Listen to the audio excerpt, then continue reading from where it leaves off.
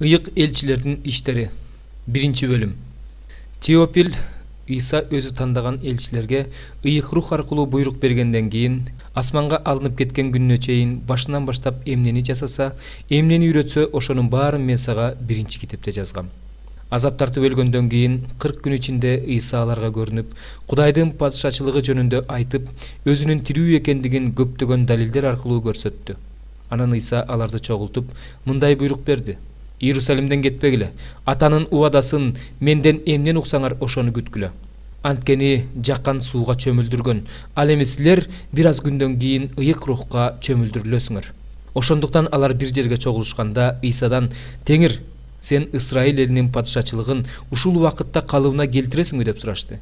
Иса болсо аларга мындай деп жооп берди: Атанын өз бийлиги менен белгилеген убакыттарын, мөөнөттөрүн билүүнүн силерге кереги жок.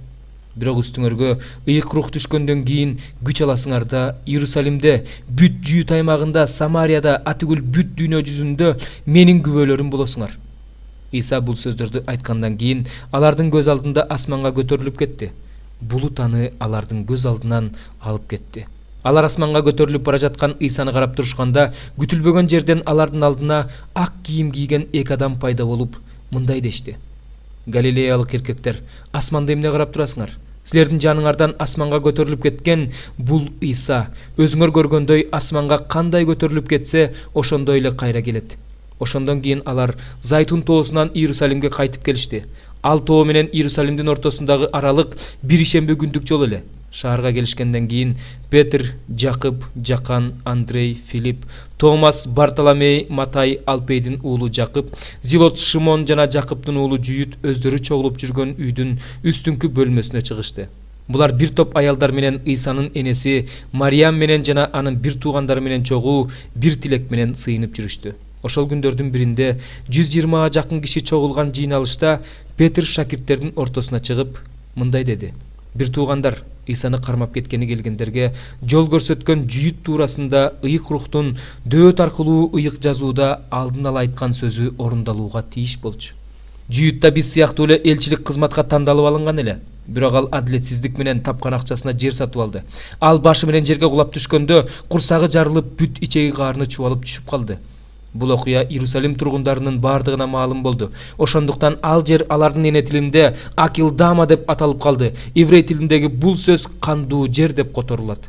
Анткени Забурда анын үй жайы ээн калсын, анда эч ким жашабасын жана анын кызматын башка бирөө алсын деп жазылган.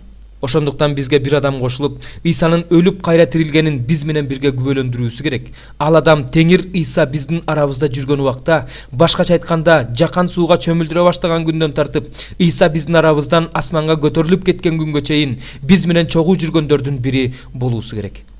Ошондо алар эки кишини, Жус деген да, Барзаба деген да ысымы бар Жусупту жана Матиди алдыга чыгарып, мындай деп сыйынышты: Теңир, сен ар бир адамдын жүрөгүндөгүсүн билесиң.